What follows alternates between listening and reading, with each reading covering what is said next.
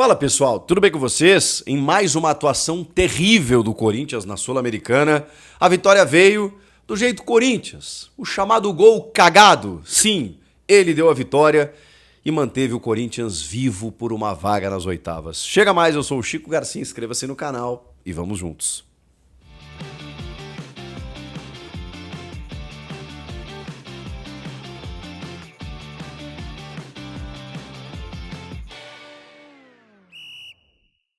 Galera, eu tava dando uma olhada nas estatísticas desse jogo lá no Flash Score, que é o meu aplicativo e você precisa ter também para ficar por dentro de tudo. Dá só uma olhada, nenhuma chance clara criada. Olha, é um jogo muito abaixo tecnicamente, mas isso é legal, quando os números, né, eles reproduzem aquilo que a gente viu no campo. E para você ficar por dentro de tudo, para ter todas as estatísticas do jogo que você quiser, você precisa ter o Flash Score. Quer ser o sabichão da galera, o cara no grupo do WhatsApp entendendo de tudo, além do que o jogo te mostra, você precisa ter o Flash Score. Tabelas atualizadas em tempo real, você pode receber notificações personalizadas, basta seguir o teu time do coração, um jogador preferido, acompanhar as estatísticas dele e até uma liga que você mais acompanha. E a aba de notícias. Essa aí te deixa por dentro de absolutamente tudo que tá rolando no mundo da bola. Tudo isso na palma da tua mão, na tela do teu celular. Você gosta de futebol? Quer estar por dentro de tudo? Você precisa ter o Flash Score. Link tá na descrição. Baixa agora, é de graça. E depois, me agradece. É aquele gol cagado, aquele gol chorado, aquele gol Corinthians, né? Aquele 0-0. Foi dessa maneira que o Corinthians venceu o Racing do Uruguai. Porque não há outra explicação. Eu não consigo traduzir para vocês de uma forma mais objetiva do que essa. O Matheus Bidu, num biquinho, numa bola rebatida na entrada da área, contando com um desvio, a bola entra no cantinho, o goleiro nada pôde fazer e desta feita, o Corinthians, no seu segundo chute a gol no jogo, conseguiu a vitória sobre o inqualificável Racing do Uruguai. O Racing do Uruguai, ele é terrível, ele é tenebroso, ele não existe, ele é desesperador. E o Corinthians conseguiu fazer 1-0 nos dois jogos, né? Na Neoquímica Arena e também em Montevidéu. Antes disso, uma falta no primeiro tempo que o Romero cobra e o goleiro quase cai para dentro do gol, mas acaba fazendo a defesa numa bela cobrança até do Romero. E foram os dois chutes que o Corinthians deu no gol. É isso. É isso que aconteceu. Esse é o resumo. Uma escalação do Dorival Júnior que não vislumbrava muita coisa, mas assim, imaginava eu que, independentemente da escalação, o Corinthians teria condições suficientes para vencer o Racing do Uruguai. Mas fica difícil. Porque aqui vai uma crítica ao Dorival, que eu entendo, ele está chegando, ele tem uma missão muito clara, que é recuperar fisicamente esse time, que é abrir o elenco, né? Quando eu digo abrir, é descobrir novas peças alternativas, é tentar conhecer todo mundo, dar oportunidade para todos e observá-los para que todo mundo tenha a sua chance. Isso o novo comandante normalmente faz, do tipo assim, eu cheguei, vamos resetar tudo, vou dar chance, oportunidades e ali na frente vou fazer as minhas escolhas. Só que, Dorival, nós não estamos em janeiro. Nós não estamos na quarta, quinta rodada do Paulista. Nós não estamos num amistoso de pré-temporada na Florida Cup. Nós já estamos em maio e as competições elas estão a todo vapor. E o Dorival me parece que esteja testando ainda, que esteja rodando o elenco, que esteja gerindo fisicamente, ok. Me parece que há um reflexo físico importante da corda esticada no Paulista. Não à toa, a comissão técnica do Dorival chegou e os caras não repetem a escalação. E mais do que isso, colocam mistões e reservas o tempo inteiro. E tá muito claro que a Sul-Americana não é uma prioridade na medida em que sempre na Sul-Americana vem a preservação. Já falei para vocês que eu não consigo entender. Acho a Sul-Americana, por mais que minimizem, porque é Série B da Libertadores, com times ruins e tudo mais, vale taça. E é o que o Corinthians está disputando. O Corinthians não está disputando a Libertadores. Já poderia ter estado, né? Esteve na pré, poderia ter estado na fase de grupos e por incompetência não está. Então, o que lhe cabe à Sul-Americana, joga sério, joga pra ganhar, joga pra ser o primeiro. É isso que eu espero do Corinthians. Porque, gente, é um torneio continental que te dá dinheiro em premiação e não é pouco não. Te dá um prestígio internacional e isso envolve tantas outras coisas quando você capitaliza isso, né? Quando o Corinthians tem os seus jogos transmitidos para outros países. São esses jogos que a galera procura. Não são os jogos do Campeonato Brasileiro. São jogos de Copa. É isso que o torcedor gringo, o torcedor brasileiro que está lá fora, o torcedor do Corinthians espalhado pelo mundo quer consumir.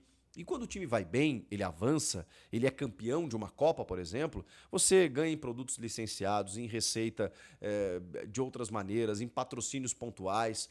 Você tem muitas maneiras de capitalizar esse teu sucesso. Além da premiação propriamente dita da Copa, você ganha uma vaga na Libertadores, uma vaga na Recopa, uma vaga no campeão dos campeões lá, disputando um título com o campeão da Liga Europa. Cara, é prestígio. Agora, o Corinthians sempre andou para a Sul-Americana, nunca quis a Sul-Americana. Eu não estou dizendo que por isso, que se fosse diferente e tal,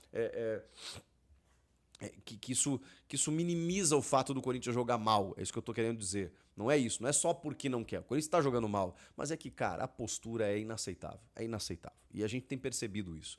E o jogo de hoje só comprovou, ainda mais na escalação. O Dorival escalou o Alex Santana de primeiro homem, o Charles e o Rian à frente dessa primeira função, que é do Alex Santana, e depois o Romero, Thales Magno e Héctor Hernandes.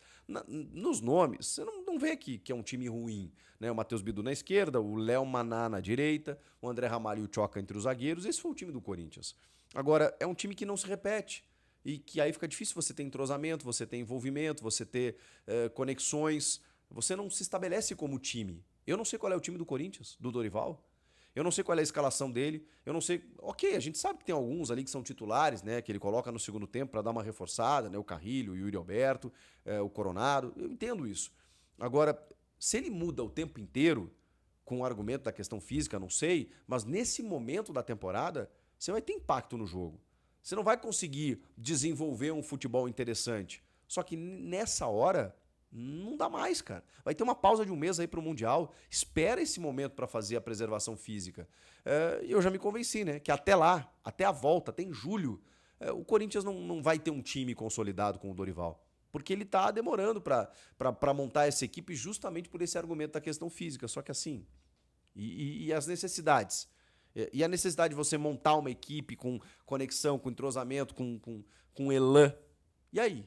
Como é que faz? Não acontece. Então, assim, tô muito preocupado, porque eu sei que é pouco, eu sei que é cedo, eu sei que o Dorival tá chegando, mas, cara, até agora, o que a gente viu? O que a gente viu? Eu nem sei dizer pra vocês o que eu vi do Dorival. Nos 2 primeiros jogos ali, eu pensei, pô, legal, ele tá mudando o repertório, ele tá, como eu disse pra vocês, né, dando mais oportunidade, fixando o Maicon ali de primeiro volante, ok, deixando o Ranieri um pouco mais solto lá na frente, ok, não tomou gol no primeiro jogo, aí no segundo foi aquela maluquice contra o Inter e tal, 4-2. O Coronado, pô, ele tem falado do Coronado aqui e tudo mais. Cara, não dá. O Coronado não foi fixado como esse cara, o substituto do Garro. A defesa não está afirmada.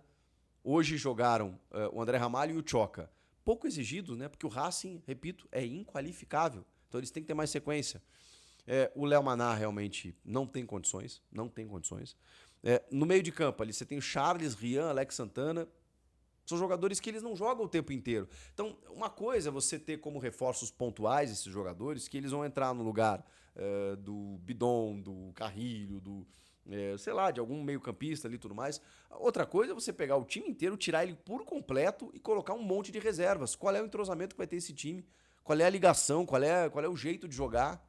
Então, mesmo sendo cedo, eu esperava, e talvez o erro esteja em mim, eu esperava que o Dorival chegasse e desse uma resposta imediata. E montasse uma escalação. Disse, meu time vai ser esse. Vão ter essas peças, essas reposições, essas alterações, mas meu time é esse.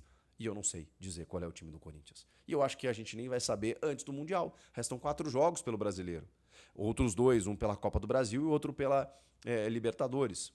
Então, no caso, Sul-Americana, que é a última rodada, contra o Huracan. Então, assim, e aliás, sobre isso, esse jogo contra o Huracan é o jogo que o Corinthians vencendo, ele garante essa segunda vaga, e aí tem que se contentar com os playoffs, vai receber um terceiro da Libertadores, lá depois do Mundial, para chegar nas oitavas da Sul-Americana. É isso que pode acontecer se o Corinthians vencer. Se ele empatar, ele vai depender ou perder, vai depender do tropeço ou não do América de Cali, que vai pegar o Racing do Uruguai. Então não imagino um tropeço. Eu imagino que o América vai ganhar, até porque o jogo é na Colômbia, é em casa. Então a tendência é que o América ganhe, obrigando o Corinthians a ganhar do Huracan, pelo menos para se classificar, porque senão o Corinthians pode ficar, inclusive, fora dos playoffs. E aí estaria já na fase de grupos eliminado da Sul-Americana, o que seria um vexame, né? Olhando esse grupo, com esses times, olhando os times que disputam a Sul-Americana, um time com o investimento que tem o Corinthians, depois de ter entrado na pré-Libertadores, caído na segunda fase, ou terceira, que é antes das oitavas, e ter caído na Sul-Americana, e aí é eliminado da Sul-Americana, seria terrível. Mas o Corinthians ainda pode ser primeiro do grupo, inclusive, porque ele vai enfrentar justamente o Huracan.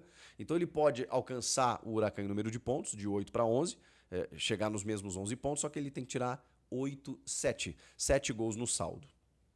E aí é mais difícil. Ele tem que fazer uma goleada de 4-0 no Huracan, fora de casa, para garantir de vez a primeira colocação no grupo. Tudo que for abaixo disso, mesmo com uma vitória simples, 1-0, 2-1, 2-0, o Corinthians classifica, mas em segundo.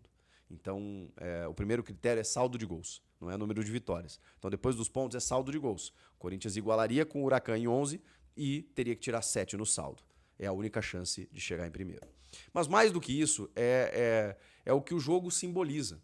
De um Corinthians que pouco atacou, o Thales Magno virou um jogador absolutamente inútil, porque ele só toca de lado ou toca para trás. Tentou 2 jogadas pessoais ali no segundo tempo, em que ele acabou sofrendo faltas na entrada da área, e eu pensei assim, caramba, pelo menos tentou uma, porque ele não tenta. Ele não vai para cima, e ele tem essa característica, mas ele virou um jogador burocrático. Ele faz exatamente as mesmas coisas, previsível. E o Thales Magno sempre foi, pelo menos a gente imaginava que fosse o cara do improviso. O Héctor Hernandes recebeu poucas bolas. No segundo tempo entra a cavalaria, né, com o Carrilho, Coronado, o Yuri. O Carrilho está muito pro lado direito, mais como ponta mesmo, né? Ele atacava o espaço pelo lado direito com o Ramon, né? Mas ele sempre foi um meio-campista com o Ramon. Ele sempre foi atacante de origem. É o Ramon e o Emiliano que transformam ele em meio-campista no Al Hilal. E aí depois no Corinthians também. E ele joga uma enormidade, caindo muitas vezes pela direita. Agora, deslocado como ponta, aí eu tô achando um pouquinho estranho também. Porque o Carrilho, na ausência do Garro, é aquele cara construtor. Você ter Rian, você ter Charles, você ter Alex Santana, o cara que vai fazer e dar dinâmica pro teu time é justamente o Carrilho. Melhor jogador do Corinthians em 2025. Você vai colocá-lo numa ponta? Desperdiçando a sua criatividade? Também tô achando estranho. Então, assim, tem muitas coisas que ainda não aconteceram com o time do Dorival que a gente dá o devido crédito, a devida paciência, aquela coisa toda. Agora, não somos nós. É o tempo que não permite com que você pare muito para pensar. Nós já estamos em maio, vai ter uma pausa ali na frente e quando chegar essa pausa, daqui a menos de um mês, o Corinthians pode estar fora de Copa do Brasil, Sul-Americana e numa condição difícil do brasileiro. Estou sendo fatalista aqui, mas para dizer que até agora vai ficar nessa de preservar, mesmo que você tenha impactos negativos com resultados, eu estou achando muito arriscado isso. Define um time, Dorival. Define um time e mesmo que a situação física esteja preocupante, tem uma pausa ali na frente. Estica mais um pouquinho. Mas vai lesionar, vai estourar. Tá todo mundo no mesmo barco. Tá todo mundo difícil. Só que se o Corinthians ficar nessa de botar a reserva do reserva do reserva, aí vai ficar mais complicado de ganhar os seus jogos. E olha que eu tô falando isso depois de uma vitória. Só que contra um time que, desculpa, não existe, não convenceu. E mesmo assim, porque isso só contextualiza tudo que vem de toda a Copa Sul-Americana, de que o Corinthians está chegando na última rodada precisando tirar 7 no saldo contra o Huracan, gente. Precisava disso? Pois é. Porque o Corinthians tá nem aí para essa Sul-Americana. Então, beleza. Que caia de uma vez, foque no Brasileiro e na Copa do Brasil, porque eu entendo a noia, o temor dos últimos 2 anos com relação ao risco de rebaixamento. Esse ano, desculpa, gente, o campeonato, primeiro, tá começando. Segundo, investiu pra caramba, tem elenco pra se manter. Ok, não significa muita coisa, mas vamos lá, né? Eu posso achar que o Corinthians não tem condições, em termos de elenco, de disputar o título brasileiro. Mas não vou achar que com esse elenco, com esses caras, vai brigar para não cair de novo. Até porque a situação de tabela não é essa atual. Então, não existe para mim essa neura de você ter que focar no brasileiro nesse momento, tá? De correr o risco de cair e aí abandonar as Copas. Não precisava disso. Podia investir nas Copas também. Especialmente na Sul-Americana, que já falei aqui, né? Dá muitas coisas boas para o clube, mas o Corinthians parece não querer. O que vocês acharam do jogo, hein? Eu tenho pouco a falar do jogo, de verdade. Já falei algumas coisas táticas até, né?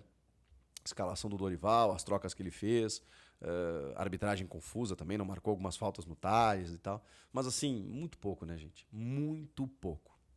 Comenta aqui, inscreva-se no canal. Eu volto na próxima. Valeu, tchau, tchau.